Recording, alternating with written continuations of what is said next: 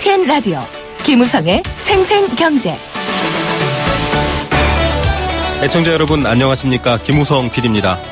조류 독감이 비상입니다. 그런데 사람들도 독감이 비상입니다. 전국적으로 감염자가 예년에 비해 폭발적으로 늘고 있는데 백신은 부족합니다. 어떤 분들은 백신 자체가 잘 안 맞는 거 아니냐, 혹은 AI가 영향을 준 것 아니냐, 이런 우려들도 제기하고 있는데요. 2부 인터뷰에서 전문가와 연결해서 이 현황 그리고 전망 짚어드리겠습니다. 잠시 후에는 퇴직연금의 문제점에 대해서 알아봅니다. 노후 생활을 안정적으로 보장하기 위한 퇴직연금, 당장의 급전 용도로 사용되고 있습니다. 이게 단지 연금만의 문제는 아니라는 평가가 있는데요. 전문가와 함께 확인해봅니다. 화요일은 경제 도미노 마련돼 있죠. 속 시원하게 우리 경제의 흐름과 내 삶의 연결고리를 찾는 시간인데요. 한중 FTA 1년을 맞이한 한국 경제, 중국 쪽을 바라보면 마음이 편치 않습니다. 최백은 교수와 함께 풀어보겠습니다. 2016년 12월 20일 화요일 김우성의 생생경제 지금 시작합니다.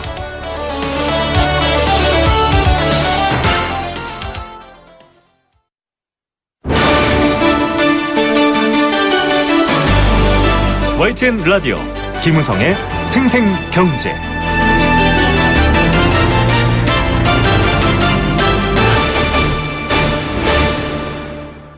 네, 직장 생활을 하거나 급여를 받으시는 분들은 일정 금액을 적립해 두고 있습니다. 퇴직할 때 받기 위해서인데요. 일시금으로도 받기도 하지만 연금으로 받는 경우도 많습니다. 퇴직연금이라고 하는데요. 통계에 따르면 이 퇴직연금을 퇴직 후가 아니라 지금 당장 생활비나 학자금 또는 주택 마련 자금으로, 즉 급전으로 쓰는 경우가 아주 많다고 합니다. 저소득층일 경우일수록 이런 현상이 더 심한데요. 수명은 늘어나고 있습니다. 퇴직 후에 쓸 돈은 많은데 돈은 없습니다. 오늘 오후에 뜨고 있는 기사가 하나 있는데요. 제목이 이렇습니다. 노인 둘 중 하나는 빈곤층입니다. 다른 나라가 아니라 바로 우리나라 이야기인데요. 문제가 조금 심각해 보이기도 하죠. 전문가와 함께 이 문제 확인해 보겠습니다. 연세대 사회학과 김진수 교수 연결하겠습니다. 교수님 안녕하십니까? 네, 안녕하세요. 예, 이 퇴직연금 규모도 126조 원이면 상당히 큰 것 같습니다. 네, 가입자 수도 일하시는 분들 둘 중에 하나는 가입됐다, 이런 얘기가 나오고 있는데 보니까 대부분의 돈을 급전으로 뺏으시더라고요. 이거 어떤 현상입니까?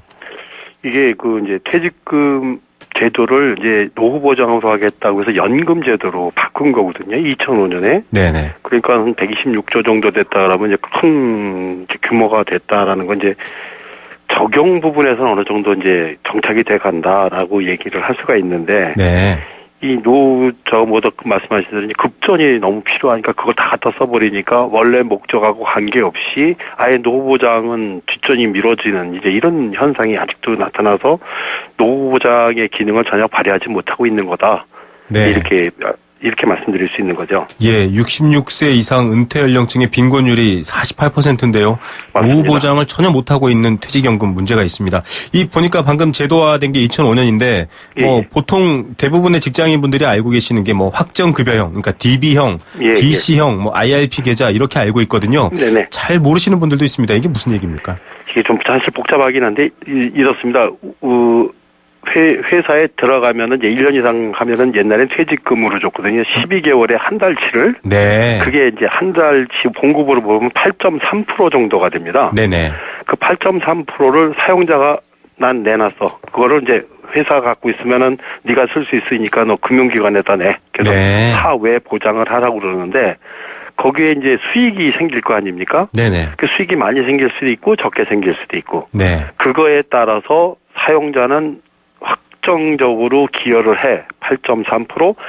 수익은 얼마가 될지 몰라. 그걸 합쳐서 나중에 너 퇴직연금을 줄게. 그러는 게 확정 기여고요. 그러니까 기여를 확정해 놓은 거고. 네.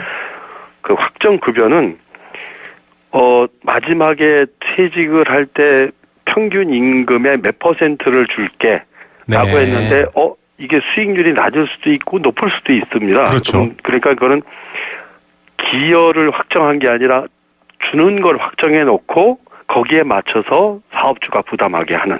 네. 이렇게 하는 두 가지 방법이 있고, 이제 중간에 이제 회사를 그만두거나 또 여러 가지 변동이 생길 때 내가 개인 계좌로 하는, 개인 퇴직 계좌로 하는 건 이제 조금 예외적인 거죠. 기업을 떠나와서 개인이 하는 거니까 이 세 가지로 지금 구별이 되어 있습니다. 그런데 어느 게 유리하다, 불리하다기보다는 각각의 상황에서 좀 틀리긴 하는데 확정 기여는 그래도 사업주가 조금 안정적이죠. 난 돈 낸 것만 네. 확실하게 내면 되는 거고, 확정급여형은 근로자 입장에서 난 확실하게 이렇게는 받을 수 있어. 라고 네네. 하니까 조금 안정성에 있어서 이제 근로자는 확정급여형이 조금 안정적이고 확정기여형은 사용자가 조금 더 안정적이고 이렇게 볼 수 있죠. 네, 이렇게 좀 성향 혹은 상황에 따라서 세분해 놓은 이 퇴직연금 제도인데요. 네네. 뭐 보도를 보니까 좀 안정적인 DB형, 그러니까 확정급여형 네. 돈을 정해놓은 그런 것들이 좀 더 많은 분들이 가입하셨고 금액도 많이 적립되어 있더라고요. 그래서 이걸 통해서 연금을 받으면 세금도 좀 절감할 수 있고 이런 혜택이 있음에도 불구하고 이렇게 빼간다. 제도가 조금 문제가 있는 거 아닌가 이런 의심을 사고 있거든요. 이게 이제 원래는 당연히 노후 보장이라고 하는 것 때문에 이건 절대로 중간에 빼서 쓰면 안 돼 이렇게 해야 되거든요. 네네. 근데 이제 그 예외적으로 생각을 하고 둔 건데 이제 우리가 이제 굉장히 그 집을 마련하는 거에 대한 것이 전통적으로 굉장히 욕구가 강하지 않습니까? 중요하게 생각하시죠. 네. 그러니까 집을 사는 경우에는 좀 예외적으로 일시금을 받아가게 한다든지 또는 무슨 갑자기 이제 가족이나 본인이 이제 이렇게 장기적으로 치료를 받아야 병원에 입원해서 이런 돈이 필요한다든지 뭐 홀례비나 무슨 장례비, 등록금 이런 급전이 필요한 경우는 예외적으로 그 돈을 일시금으로 찾아가게 해줬는데 네. 이 아무래도 이제 당장 돈이 필요한데 돈은 뭐 그래도 몇 천만 원 정도 그게 있다고 그러지. 그러니까 은행에서 대출 받는 것보단 이걸 그냥 갖다 쓰는 게 좋겠다. 노후는 그때 가서 생각해 보지. 네. 이런 생각을 하다 보니까 대부분이 전부 다 그 돈을 그냥 일시금으로 그냥 소위 적금 깨듯이 그냥 깨서 네. 써버리는 그런 문제가 생기는 거죠. 예, 이 적금 깨듯이 깬다. 앞서 말씀해 주셨던 부분 중에 하나가 이제 6개월 정도를 요양해야 된다라고 하면 이걸 중간에 찾을 수 있는 조건이 된다. 이렇게 알려져 있거든요. 그렇습니다. 그게 한 4분의 1 정도 되거든요. 집 사는 게 한 절반. 예, 그러면 예. 이게 사실은 적금도 아니고요. 이게 노후에 대한 이제 사회적 합의이고 또 대책인데 그때 가서 생각해 보자라고 하면 될 문제는 아닌 것 같습니다. 좀 정부가 이걸 막을 수 있는 것들을 만들 수는 없을까요? 좀 그러니까 새로 이게 제도를. 네. 사실 이제 이거 퇴직연금, 그러니까 기업연금의 대표적인 국가가 스위스거든요. 네. 스위스도 한번 이거를 그런 식으로 한번 했었어요. 그 집을 사는 경우 스위스도 제일 아, 많이 네. 적으니까. 예외적으로 뺄 수 있도록. 네. 그랬더니 사람들이 너도나도 그 돈을 일시금으로 찾아가는 바람에 집값이 2배로 뛴 적이 있습니다. 미래보단 당장이 중요하시군요, 다들. 네, 그래서 아무래도 우리들이 지금 예외로 하는 것들을 너무 열어놓게 되면은 그 오히려 부수적으로 예외로 했던 게 오히려 주가 돼버리고 네네. 또는 부로 생각했던 거하고 주가 바뀌어버리는 이런 이제 큰 이제 낭패적인 요인이 생기는 것이죠. 네. 그래서 그리고 아직은 우리 그 사회가 좀 더 불안한적인 거라고 생각을 해서 일시금을 좀 선호하기는 합니다. 네. 그럼에도 불구하고 절대로 안 되면은 절반까지만이라든지 이렇게 해서 단계적으로 해간 노후 보장을 할 수 있게 그렇게 좀 충격을 완화하면서 하는 방법이라도 둬야 되지 않겠는가라는 아쉬움이 있습니다. 예.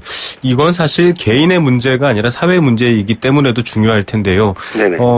지금 뭐 교수님께서 지적을 해주셨고 스위스 사례도 드셨지만 이 조기 수령이 일어나는 것 앞서 뭐 여러 가지 얘기가 나왔겠지만 지금 빈곤율 얘기도 해드렸는데 당장에 이 돈 자체가 너무 없기 때문에 결국 미래의 어떤 먹고 살 거리인 연금까지 깨는 것 아니냐 이런 분석도 있습니다. 원인 좀 어떻게 짚어보실 수 있겠습니까? 지금 저희가 그 집 마련에 대한 부분이 중간에 깨는 거에 50%거든요. 네. 근데 그 집 마련이라는 게 우리가 집을 마련한다라는 건 내가 안정적으로 집에서 살 수 있어야 된다는 욕구거든요. 네네.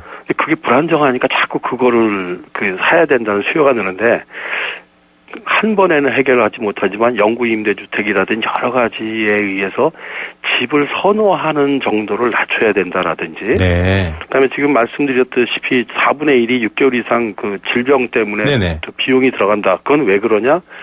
병원에 갔을 때 본인 부담이 너무 높다는 겁니다. 네. 저희가 지금 35%가 넘거든요. 네네.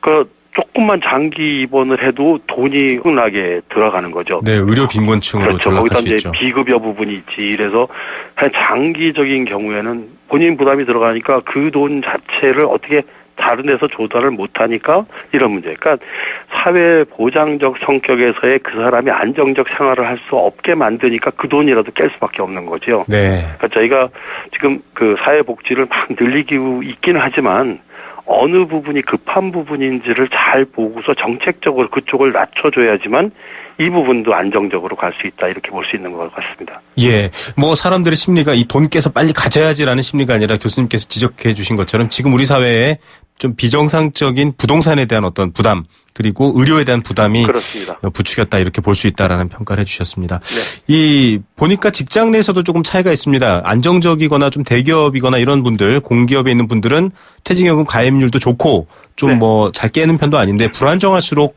이 가입률도 저조한데 또 깨기도 많이 깬다 이런 얘기거든요. 그렇습니다. 이 현황 좀 알려주시죠. 이제 이렇습니다. 아무래도 직장이 불안정하다라는 건 소득이 불안정하니까 다른 소득원이 없게 되다 보니까 깰 수밖에 없고 네. 또 아직 퇴직연금이라는 거에 대한 인식도 굉장히 불안정하고 네네. 그다음에 이직률이 낮고 이제 임금 상승 높은 대기업 경우에는 그 자체가 소득에 대한 안정성이 있기 때문에 당연히 이런 부분에서 이 퇴직연금을 포기하거나 이런 사례가 줄어들 수밖에 없다라고 볼 수 있는 거죠. 네. 예. 이 정말 가까운 미래인 것 같습니다. 이 문제 지금 고령화 사회에 진입한다고 하는데요. 교수님 이거 좀 사회적으로 방향이라든지 원칙을 좀 다시 세우고 합의해야 될 것 같습니다. 대안적인 말씀 한마디 부탁드립니다. 지금 이 퇴직연금 하나가 노후 보장은 아닙니다. 당연히 국민연금이 가장 국가가 기초로 하는 것에서 기본적인 노후 보장을 하는 거고 네. 거기에 이제 추가적으로 이 퇴직연금을 하는 건데 지금 국민연금도 우리가 도입된 지가 아직 이제 30년이 조금 안 된 상태에서 아직은 어린 상태입니다. 네네. 그래서 국민연금은 국민연금의 역할을 할 수 있게 좀 튼튼하게 받아주고 네. 그래야지만 퇴직연금도 좀 안정적으로 될 수 있습니다. 네. 근데 특히나 이 퇴직연금은 국민연금처럼 국민연금공단이라든지 이런 국가가 하는 게 아니라 일반 민영보험회사 등 금융기관이 하는 거거든요. 네. 근데 금융기관이 여기서 뭔가 이익을 자꾸 남기려고 하고 왜곡시키면 사실은 안 됩니다. 네. 지금 금융기관도 그러니까 이건 진정한 의미에서 국민의 노후 보장을 하기 위한 노력을 하는 모습을 보여야지 금융기관이 국민으로부터 신뢰를 받는다. 예를 들면 DC 같은 경우나 이럴 때 그 투자를 잘못해서 손해를 보게 되면 가입자가 그걸 다 부담하게 돼 있거든요. 그렇죠. 좀 불리하게 돼 있습니다. 그럼 네. 사실 그 돈 날리는 거거든요. 네. 근데 우리가 노후 보장하고자 하는데 금융기관이 책임을 안 지고 그걸 가입자에게 책임을 지게 한다라든지 이런 것들부터 좀 차곡차곡 안정성 있게 만드는 노력을 전반적인 분야에서 좀 하면 좋겠습니다. 예, 좀 관계의 문제도 그렇고요. 금융사와 소비자의 관계도 그렇고 좀 이런 현실적인 대안들이 빨리 정착됐으면 좋겠습니다. 네, 그렇습니다. 예, 오늘 시간 말씀 감사드립니다. 네, 감사합니다. 네, 연세대 사회학과 김진수 교수였습니다. YTN 라디오 김우성의 생생경제. 네, 함께 느끼는 우리 경제 공감 사전입니다. 경제와 관련된 여러 가지 이야기 건네면 여러분께서 다양한 의견 주시는데요. 의견 주신 분들 중에 추첨해서 도심 속 꿈의 놀이터 일산 원마운트에서 워터파크 이용권 드리고 있습니다. 단문 50원, 장문 100원의 정보 이용료 부과되는 샵 0945번 문자로 참여하실 수 있습니다. 오늘 경제 공감 사전의 내용은 앞서 인터뷰한 내용이죠. 퇴직연금입니다. 앞서 인터뷰에서도 2015년 기준 이 규모가 126조 가까이 됐다라는 얘기했습니다. 점점 덩치가 커지고 있습니다. 하지만 이걸 마치 중간에 적금 깨듯 찾아 쓰는 분이 거의 대부분이라는 또 슬픈 현실도 전해드렸습니다.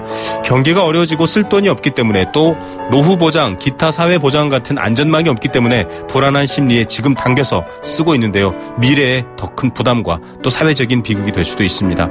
여러분은 퇴직연금 혹은 노후 보장 어떻게 생각하십니까? 의견 보내주십시오.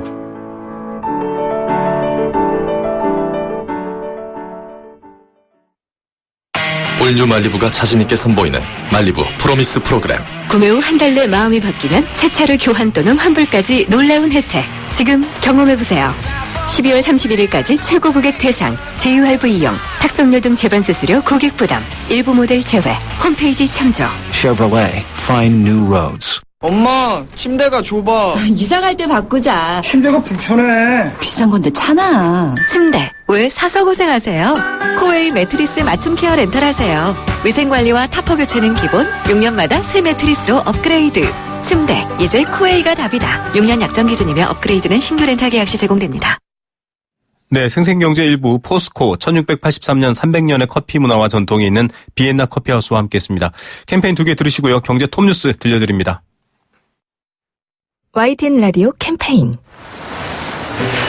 물 없는 한라산, 물 없는 제주 바다를 상상할 수 있나요?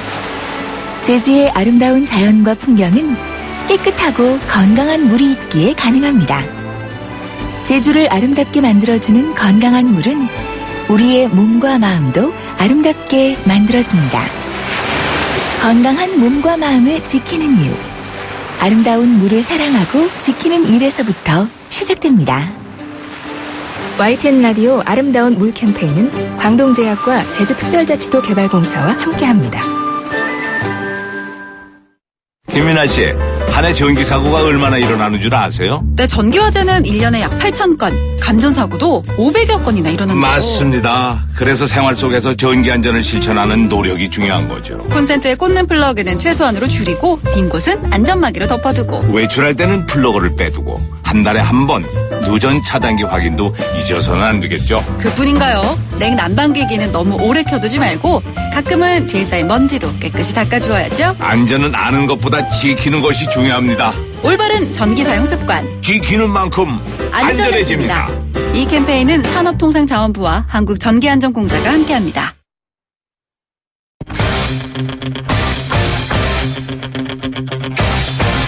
지금 가장 뜨거운 경제 소식. 경제 톱 뉴스.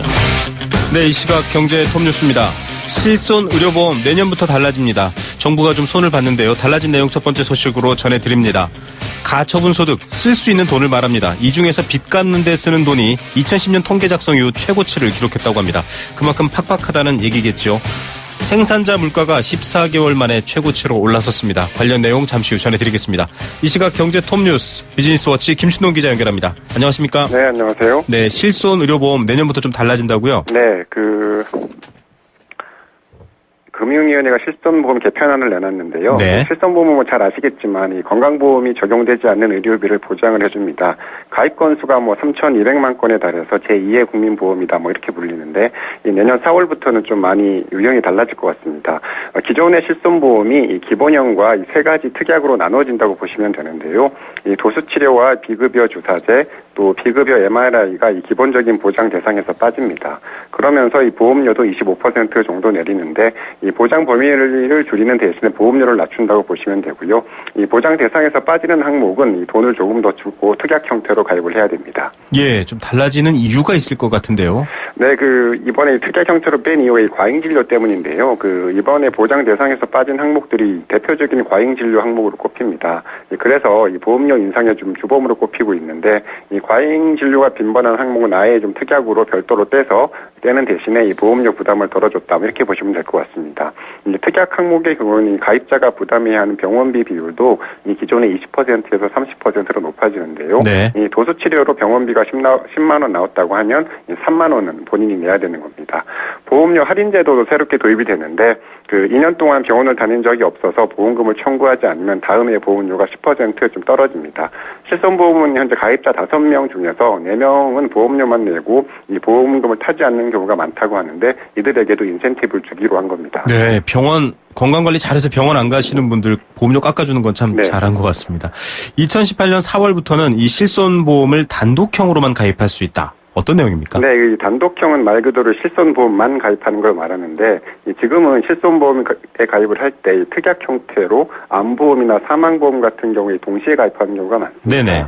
그러다 보니까 2만 원 안팎이면 되는 보험료가 7, 8만 원, 많게는 10만 원대로 꽁충 뛰는 경우가 많았는데요. 네. 이 가입 과정에서 특약에 대해서 제대로 설명을 하지 않고 마치 통째로 가입해야 하는 것처럼 은근슬쩍 좀 넘어가는 경우가 많았다는 게 문제인데 네. 그래서 2018년 4월부터는 실손보험과 다른 보험 상품은 묶어서 판매하는 끼워 팔기를 금지를 하고 단독형으로만 팔 수 있도록 해서 좀 보험료 부담을 좀 덜어주기로 했습니다. 예, 좀 합리화하겠다라는 당국의 의지가 보이는 것 같습니다. 자, 가처분 소득 중에서 빚 갚는 데 쓰는 비용이 2010년 통계를 작성한 이후에 최고치다. 좀 슬픈 뉴스네요. 네, 이 통계청과 한국은행이 공동 발표한 2016년 가계금융복지조사의 자료를 보니까요. 이 가계의 가처분 소득 대비 원리금 상환액 비중이 26.6%를 기록을 해서 처음 조사를 시작한 2010년 이후에 가장 높았습니다.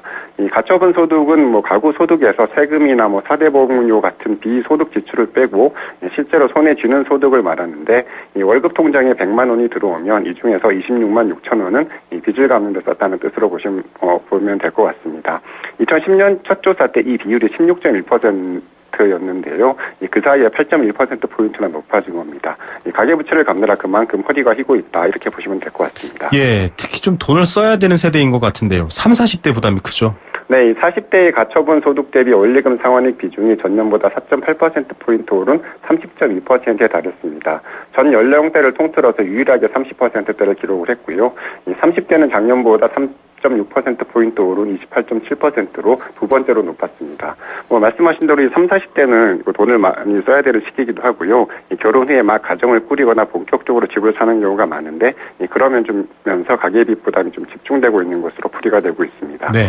전 연령대에서 가처분 소득 대비 금융부채 비율도 좀 지난해 111.1%에서 올해는 116.5%로 높아졌는데 이 가처분 소득보다 금융부채가 16% 이상 많다는 의미로 보시면 되고요. 그만큼 소득보다 갚아야 될 빚이 많다 이렇게 보시면 될 것 같습니다. 예, 돈을 좀 많이 써야 경제도 좋아진다 이런 얘기인데 참 어려워지고 있습니다. 생산자 물가가 14개월 만에 최고치로 올랐다 이런 소식인데 먼저 생산자 물가가 뭔지 좀 알려주시죠. 네, 생산자 물가는 소비자 물가와 좀 대비되는 개념인데요. 기업들이 생산을 하는 과정에서 여러 가지 좀 재화를 구입을 하게 되는데 그때 좀 들어가는 물가라고 보시면 될 것 같습니다. 네네. 생산자 네, 한국은행에 따르면 이게 지금 많이 올랐다 이런 발표가 나왔네요. 예, 생산자 물가 좀 자료를 보니까요. 지난달 생산자 물가 지수가 99.9를 기록을 해서 10월보다 0.4%가 올랐습니다. 네. 11월 생산자 물가 지수는 작년 9월에 100.33 이후에 14개월 만에 가장 높았고요. 전월 대비 상승폭은 2013년 2월 0.7% 이후에 3년 9개월 만에 최대를 기록을 했습니다. 11월 생산자 물가 지수는 작년 11월과 비교해도 0.7%가 오르면서 2014년 7월 이후에 28개월 만에 오름세로 돌아섰는데 생산자 물가 지수는 올해 4월부터 오름세를 보이다가 7월에 잠깐 떨어진 후에 8월부터 다시 상승세로 돌아서서 4개월 연속으로 좀 계속 오르고 있는 추세를 보이고 있습니다. 예, 이 문제가 이 생산자 물가라는 게 오르면 결국 소비자 물가도 오를 수 있다 이런 이야기 때문이죠. 네, 생산자 물가는 시차를 두고 소비자의 물가에 반영이 됩니다. 그래서 이 소비자 물가의 선행 지표로 좀 인식이 되고 있는데요. 생산자 물가가 계속 상승 추세를 유지하면서 소비자 물가에도 결국 시차를 두고 반영이 될 것으로 보입니다. 최근에 이 도시가스 요금에 의해서 맥주와 달걀, 라면 등의 서민 물가가 좀 줄줄이 오르고 있는데 경기는 여전히 좀 바닥을 기고 있는데 물가는 이 다른 품목 전반으로 이 상승세가 확대될 가능성이 좀 그만큼 높아지고 있다 이렇게 보시면 될 것 같습니다. 예. 이런 여파 때문일진 모르겠습니다만 이 블랙 프라이데이 이러면 평소에 사두고 싶었던 것 할인할 때 산다 이런 분들 많은데 주춤했네요 이번엔. 네, KB 국민카드의 결제 자료를 좀 분석을 했더니 지난달 27일에서 28일 양일간 미국의 블랙 프라이데이 행사가 있었는데 해외 온라인 쇼핑몰에서 KB 국민카드로 결제한 건수가 일평균 7,900건을 기록을 했습니다. 네. 이 블랙 프라이데이 전후의 약 8일간 일평균 이용 건수와 비교하면 20% 정도 늘어나긴 했는데요. 반면에 지난해 블랙 프라이데이 기간의 일평균 결제 건수와 비교하면 오히려 좀 소폭 줄었습니다. 결제 건수는 소폭 줄었는데 일평균 거래액은 소폭 늘긴 했는데 지난해보다 좀 환율이 올랐고 물가도 오르면서 단가가 올라가서 결제 건수는 줄었지만 결제액은 늘어난 것으로 좀 풀이가 되고 있습니다. 네, 이 해외 직구 건수가 줄어든 거 어떻게 보면 될까요? 미국의 최대 쇼핑 성수기인 이 블랙 프라이데이 행사 자체에 대한 관심은 커지고 있는데요. 올해는 이 탄핵 정국에다가 또 소비 심리 위축이 좀 반영된 결과로 좀 풀이가 되고 있습니다. 또 여기에다 환율까지 크게 오르면서 상대적으로 물건값도 좀 많이 올라서 해외 직구 전반이 좀 주춤한 것으로 풀이가 되고 있습니다. KB 국민카드도 이 대규모 세일 행사를 해도 소비가 좀 기대만큼 늘어나지 않는다 이렇게 좀 평가를 했고 그 큰 이유로 소비 위축을 좀 꼽고 있습니다. 예, 오늘의 톱뉴스 어떤 것 고르시겠습니까? 네, 가계금융복지조사 기사를 꼽고 싶은데요. 네. 우리 경제 허리인 30, 40대가 좀 빚에 허덕이고 있는 것으로 나타나고 있는데 우리 경제 이 30, 40대의 빚 부담을 좀 줄여지지 않으면 이 소비 위축도 좀 벗어나기 어렵지 않나 이런 생각이 좀 들었습니다. 예, 소비 주력 부대가 돈을 쓰지 않으니 경제가 더 어려워진다 이런 걱정이 커집니다. 오늘 뉴스 감사드립니다. 네, 감사합니다. 비즈니스워치 김춘동 기자였습니다.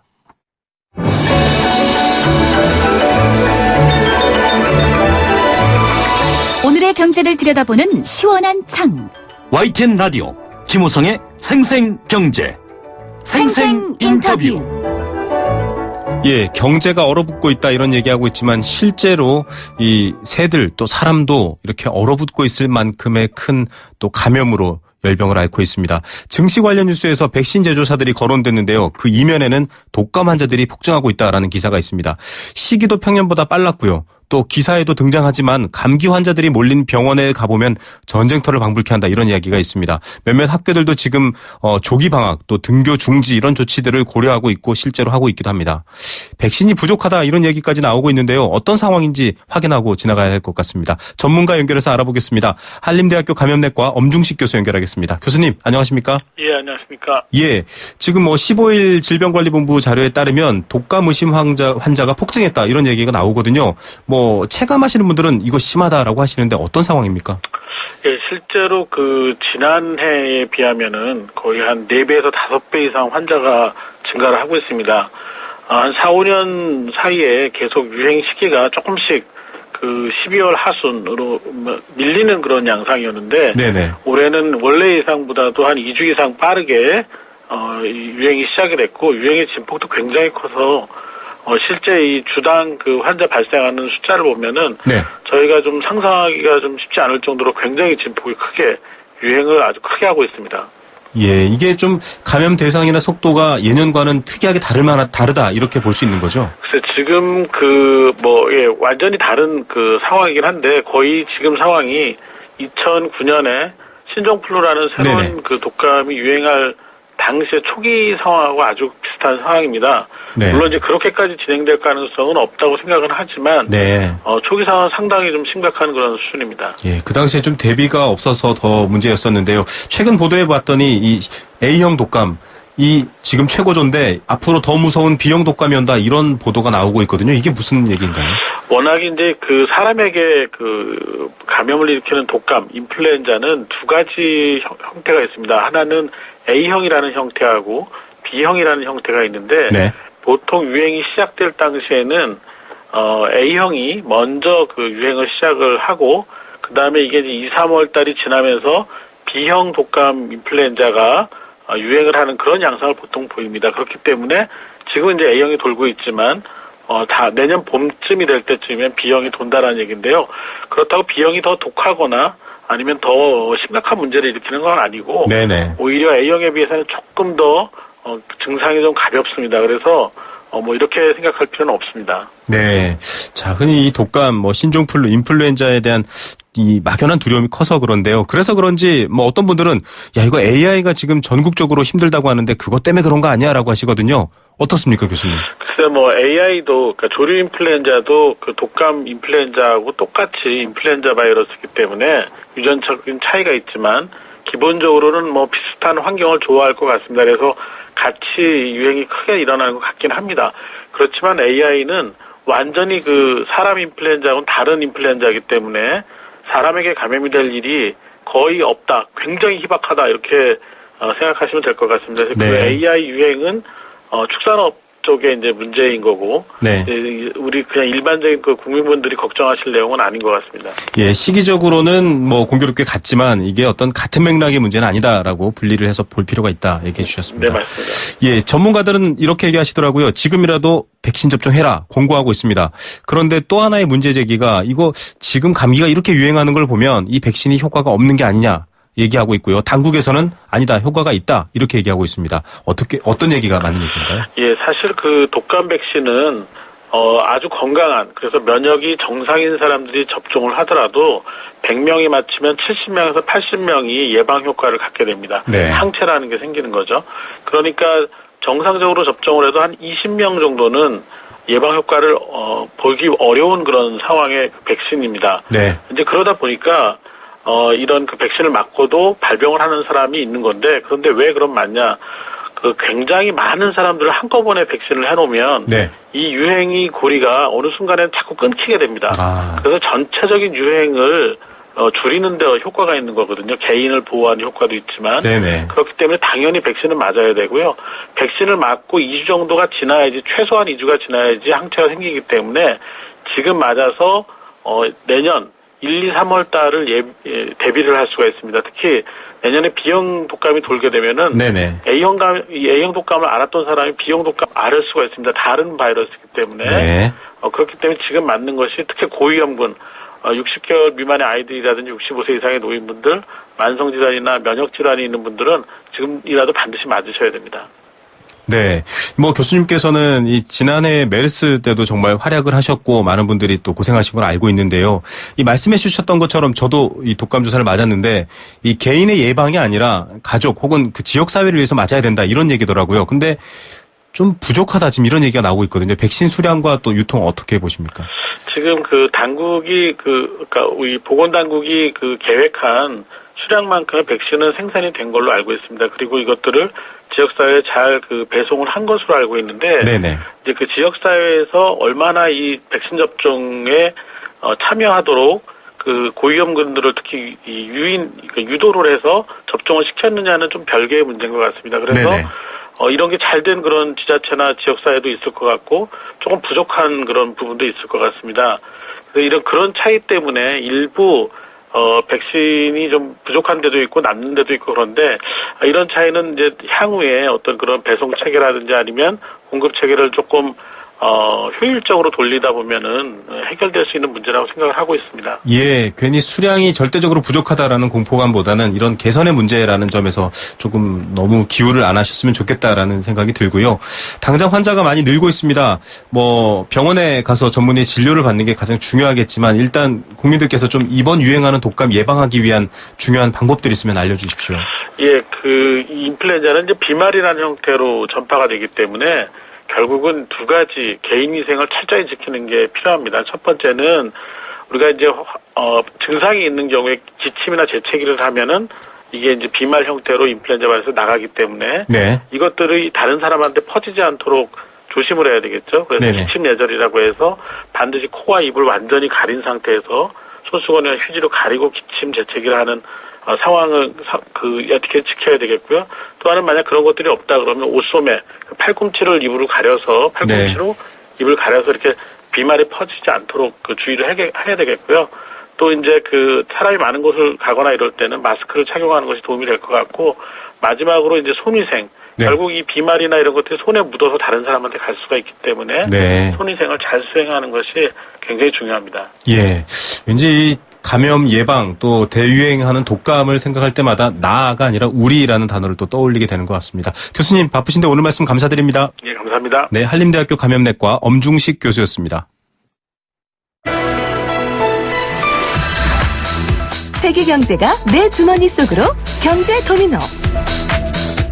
네, 세계 경제의 흐름 또 거대한 경제의 흐름이 내 삶에 어떤 영향을 미치는지 들려드리는 화요일의 시원한 코너입니다. 경제 도미노입니다.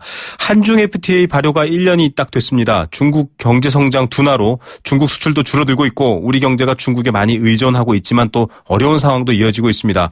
그래서 이 FTA가 효과가 없는 것 아니냐 이런 평가도 하시는 분들 계시고요. 또 여러 가지 외교적 상황이 복잡하기 때문에 어려워진다라는 얘기도 있죠.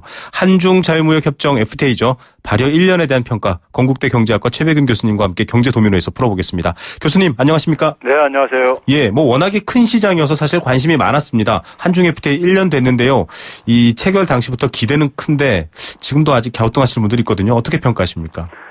먼저 이 FTA에 대해서 있잖아요. 네네. 정부하고 경제학자, 저도 사실 경제학자이기 때문에 할 말이 없는데 경제학자들이 일종의 신화를 만들어내고 있는데요. 네. FTA 목표라는 것은 기본적으로 이제 수출을 늘려가지고 네. 성장하고 일자리를 이제 증가시키겠다는 걸 도모하자고 하는 거잖아요. 네. 그런데 이제 박근혜 정부의 이제 한중 FTA는 제가 볼 때는 철저하게 이 목표에서는 실패한 하나의 저는 전략이었다고 보는데요. 네. 그 이유가 보게 되면 박근혜 정부가 이제 이 한중 FTA 하면서 이제 10년 후에 우리나라 국내 총생산이 한 1%포인트 늘고 고용도 한 5만 4천 명 늘 거다 이런 식의 이제 얘기를 했었잖아요. 네네. 그런데 결과를 보게 되면은 지금 이제 1년을 이제 결과를 보게 되면 GDP는 오히려 갉아먹고 있고요. 수출 증가보다 수입 증가가 더 크기 때문에 수출 감소보다 수입 감소가 더 크기 때문에요. 그리고 이제 고용에도 이제 부정적으로 국내 시장을 굉장히 잠식하고 있으면 고용에도 부정적으로 작용하고 있거든요. 네네. 근데 이게 이제 향후에도 더 이제 심화될 가능성이 있다는 걸 제가 뒤에서 이제 보여드릴 텐데요. 네. 우리가 FTA 경제적인 목적은 이제 거칠게 표현하면 이제 수출 증대인데 수출을 증가시키는 방법은 가격 경쟁력 확보를 통해서도 가능하지만요. 네. 보다 중요한 방식은 이제 상품 경쟁력, 이제 상품의 매력을 증가시키는 것이 중요합니다. 네네. 우리가 이제 2012년 이후에요. 이제 수출 증가율이 크게 하락하기 시작했습니다. 네네. 그때부터 이제 국민 총소득에서 수출액이 차지하는 소위 말해 수출 의존도가 이제 감소하기 시작합니다. 네. 굉장히 공격적으로 FTA를 추진했는데도 불구하고 오히려 그러니까 줄어들기 시작했어요. 그럼 그때 그 요인 중에 하나가 뭐냐면은 중국 산업 구조의 변화였었습니다. 네네. 근데 이제 이 중국 산업 구조의 변화라는 것은 결국 뭐냐면 중국의 산업이 이제 결국 자급화가 진전되어지고 그다음에 이제 내수주도 성장 전략으로 전환되는 이제 이런 결과였었거든요. 네. 그런데 이제 우리는 여전히 뭐냐면 FTA를 가격 경쟁력 확보 차원 속에서 그러니까 우리가 한중 FTA에서 되게 이제 접근했던 것이 뭐냐면 관세 인하에 이제 초점을 맞췄었습니다. 네네. 근데 이제 관세 인하라는 것은 이제 가격 경쟁력 확보에 이제 도움이 되는 이런 부분이거든요. 근데 이제 중국의 이제 그러니까 산업 구조 변화라든가 그다음에 중국의 이제 성장 전략의 변화라는 것은 사실은 상품 경쟁력에 있어서 그러니까 우리가 이제 우리가 경쟁력을 확보해야지만 가능했던 거였었습니다. 네. 근데 이제 그런 점에서 이제 이게 이제 그러니까 우리가 이제 실패한 전략이라는 것인데요. 그 근거로 이제 올해 보시게 되면요. 수출 감소폭보다 수입 감소폭이 컸고요. 네. 중국 내 시장 점유율이 오히려 하락을 했어요. 그다음에 이제 우리의 이제 주력 품목이 수출 주력 품목이 가전 같은 경우 보게 되면 수출이 35%나 감소했고요. 네. 심지어 우리가 이제 경쟁 우위 부분에 있다고 하는 반도체, 평판 디스플레이, 유화 제품 같은 경우는 아주 크게 감소했어요. 이것도 마찬가지로요. 네네. 그 얘기는 결국 뭐냐면 중국의 산업 구조하고 산업 경쟁력의 변화가 이제 이게 이제 작동하고 있다는 얘기입니다. 네. 그런 점에서 이제 결국 이제 중국 경제가 이제 그러니까 우리하고 경쟁을 할 때 우리한테 필요로 하는 것이 무엇인가 부분을 우리가 외면하고 무조건 되고 FTA를 하게 되면은 수출이 증가할 것이다. 이런 이제 그러니까 신화 같은 논리로 이게 접근하다 보니까는 처절하게 제가 볼 때 실패한 겁니다. 예, 다리만 놓으면 무언가 우리가 내다 팔 것이다라는 신화적인 생각이 있었습니다. 그래서 농산품 수입과 공산품 수출 이런 구도로만 생각을 했는데 결국은 지금 더 어려운 상황이 됐다 이렇게 말씀을 해주시고 있습니다. 이 요목조목 잘 따져주셨는데요. 지금 평판 디스플레이 같은 경우도 100억 달러 가까이 줄어들었다 이런 얘기가 나오고 있고 네, 그래서 관계자가 이런 고백을 했습니다. 사실 이 중국과 자유무역 협정을 맺으면 10년이나 20년 후에 이게 득이 될지 독이 될지는 모른다. 하지만 당장 내다 팔 수 있는 세계 최대 규모의 시장과 무역 장벽을 없앤다라는 건 기회 아니냐 이렇게 항변을 했거든요. 이 말은 어떻게 보십니까? 근데 이제 이제 관세 장벽이 좀 이제 그러니까는 낮아지니까요. 네네. 우리의 수출에는 좀 도움이 되는 측면이 있겠죠. 네. 근데 이제 문제는 뭐냐면 우리 시장도 내줘야 된다는 얘기입니다. 그러면 이제 우리가 볼 때 GDP가 소위 말해서 그 소득이 증가하려면요. 네. 수입 증가보다도 수출 증가가 더 커야 되는 거예요. 네. 근데 수입 증가가 더 크게 나타나게 되면은 수입 효과가 더 크게 나타나게 되면은 오히려 GDP라든가 고용에는 오히려 부정적으로 작용할 수밖에 없는 거죠. 네네. 그러니까 수출은 증가할 수 있다 이거예요. 그러니까요. 네. 쉽게 해서 관세 인하를 인해 가지고. 근데 문제는 우리 내수 시장을 그만큼 우리가 잠식당하는 부분은 이제 생각을 안 하냐 이거죠. 예, 우리가 나갈 것만 생각을 했고 들어오는 거에 대해서는 지금 미처 준비가 안 돼 있다. 그렇죠. 이런 상황이군요. 지금 사실은 뭐 앞서도 말씀드렸지만 이 문화 콘텐츠 시장은 지금 사드 배치와 관련해서 중국이 가장 먼저 손 쓰고 있는 부분인데요. 뭐 많은 또 이 통상에 관계된 분들도 그런 얘기를 하십니다. 이 사실은 통상에 있어서의 경제는 정치 아니냐 외교 아니냐 이런 얘기를 하고 있는데 굉장히 어려운 상황에 꼬여 있지 않습니까? 예. 이 부분까지 좀 영향을 미쳐서 지금 견제가 더 심해졌다 이런 상황입니다. 이거 FTA 상황을 놓고 봤을 때 어떻습니까? 교수님? 먼저 이제 FTA를 할 때 되게 이제 관세 인하하고 그다음에 이제 시장 접근성을 개선하는데 되게 이제 초점을 맞춥니다. 네네. 시장 접근성 개선이라는 건 뭐냐면 이제 우리가 상품을 재화하고 서비스로 나눌 때요. 재화는 우리가 쉽게 얘기하면 자동차만 보내면 되는 겁니다. 상품만요. 네. 수출할 때요. 근데 서비스는 뭐냐면 사람이 직접 가서 제공을 하는 거예요. 예. 그러다 보니까는 뭐냐면 시장 접근성이 굉장히 중요합니다.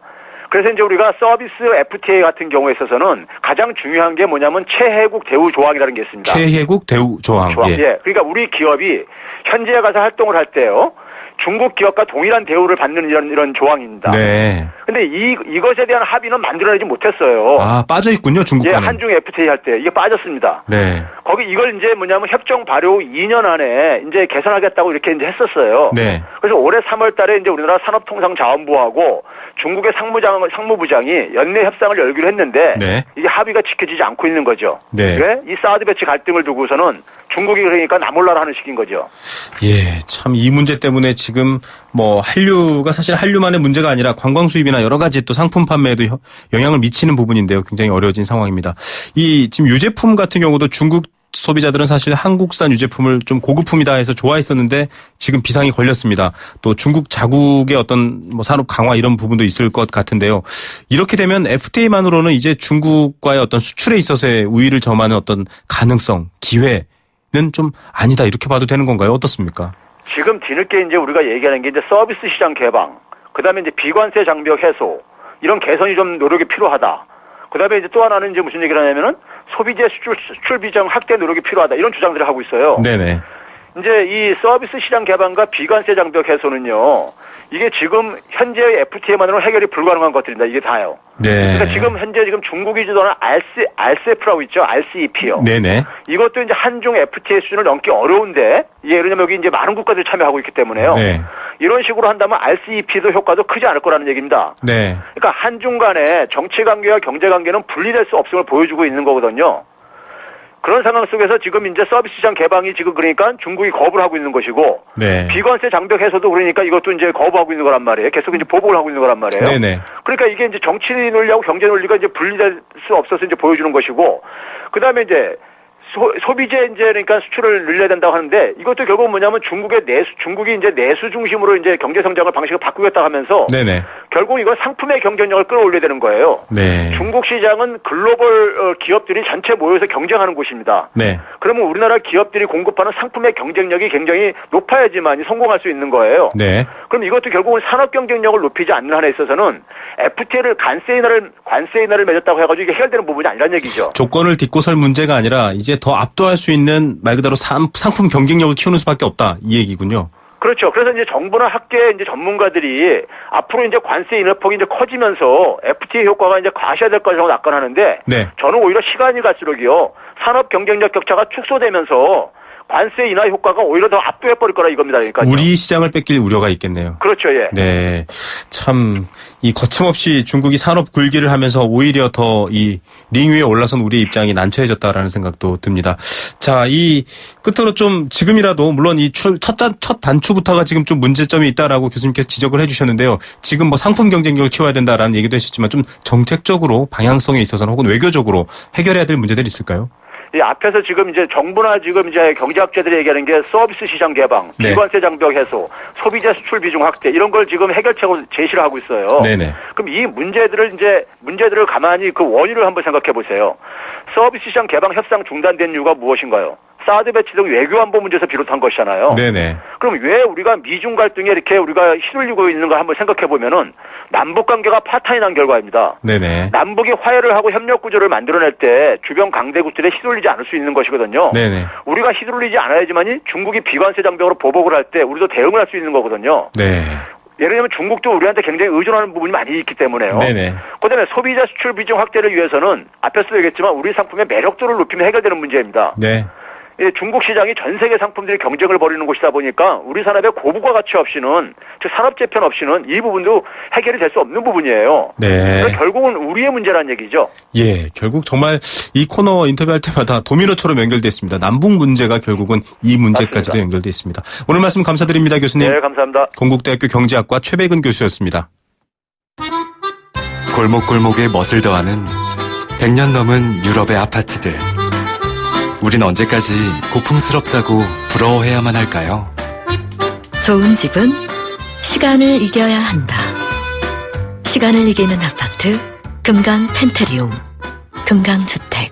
새 차 살 때는 장기 렌터카 SK 똑똑한 장기 렌터카 똑똑한 가격 주유소 할인 SK 똑똑한 장기 렌터카 꼭 비교해보세요. 가격도 혜택도 SK 렌터카에서 SK 똑똑한 장기 렌터카. 올뉴 말리부가 자신있게 선보이는 말리부 프로미스 프로그램. 구매 후 한 달 내 마음이 바뀌면 새 차를 교환 또는 환불까지 놀라운 혜택. 지금 경험해보세요. 12월 31일까지 출고 고객 대상, 제휴할부 이용, 탁송료 등 제반 수수료 고객 부담, 일부 모델 제외, 홈페이지 참조. Chevrolet, find new roads. 이게 흥거리 정신이야. 너 배고파? 나 롯데리아. 인터넷 창 켜. 롯데리아 홈서비스 검색해. 앱 다운받아. 2번 받아. 전화 걸어. 1600-9999. 매월 마지막 주 금요일은 롯데리아 홈서비스 데이. 이벤트 막 무대뽀로 터져. 안 시키면 배반이야. 한가연입니다. 요즘은 일일 1팩도 하고 피부과도 많이 가니까 예전처럼 에센스 한 병에 큰 기대는 안 하는 것 같아요. 저만 그런가요? 에센스를 다시 믿어보자. 정관장 홍삼 오일과 홍삼 응축수로 진하게. 처음 만나는 응축 에센스. 동인비 진 에센스. 네, 생생경제 포스코 1683년 300년 커피 문화와 전통이 있는 비엔나 커피하우스와 함께했습니다. 오늘 사연 많이 주셨네요. 3770님은 사과 백신 맞았는데도 딸아이가 감기 걸렸습니다. 예, 조심하시고요. 잘 케어해서 얼른 나으시길 바라겠습니다. 선물은 1053님께 드리겠습니다. 원마운트 티켓 드리고요. 국민연금, 퇴직연금, 개인연금 정말 허리띠 졸라매서 노후 준비하고 있다고 합니다. 예, 저희도 노후 준비하시는 모든 분들 응원 드리겠습니다. 내일 오후 3시 10분 또 삶에 도움이 되는 경제 이야기로 찾아오겠습니다. 김우성의 생생경제였습니다.